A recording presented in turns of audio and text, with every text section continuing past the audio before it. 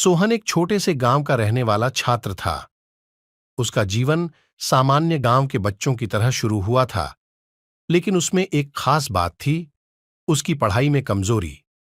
सोहन का मन हमेशा पढ़ाई में नहीं लगता था और वह कक्षा में उत्साहित नहीं रहता था।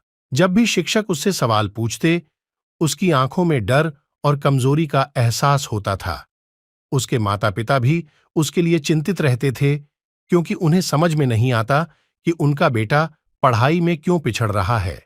सोहन की यह समस्या उसके जीवन को अधिक संघर्षपूर्ण बना देती थी।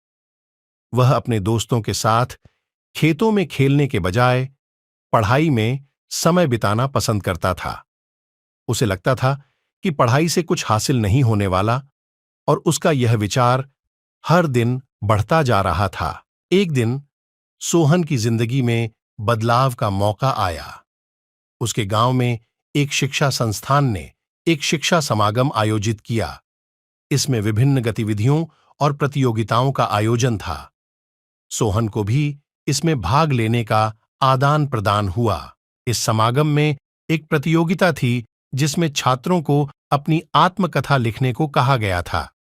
सोहन ने इसमें भाग लेने का निर्णय किया और उसने अपनी दुनिया को और अपने आत्मा को नए दृष्टिकोण से देखने का प्रयास किया। उसने अपनी कठिनाइयों, असफलताओं और अपनी आत्मा की गहराइयों को साझा किया।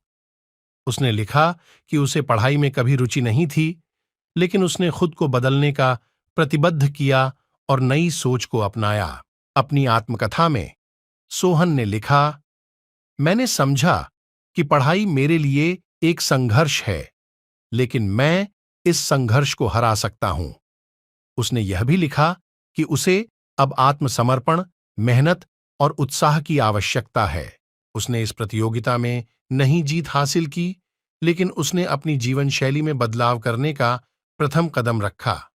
उसकी आत्मकथा ने उसके जीवन को एक नए दिशा में मोड़ दिया और उसने अपनी कमजोरी को अपनी शक्ति में बदल दिया। उसने दिखाया कि हालात चाहे जैसे भी हों, मेहनत और समर्पण से हर मुश्किल को पार किया जा सकता है। उसकी कहानी ने और भी छात्रों को प्रेरित किया और सिद्ध किया कि जीवन में सफलता प्राप्त करने के लिए सिर्फ एक सकारात्मक दृष्टिकोण की आवश्यकता होती है। वीडियो पसंद आया तो चैनल को सब्सक्राइब करना न भूले, बेल आइकॉन दबाइए। धन्यवाद।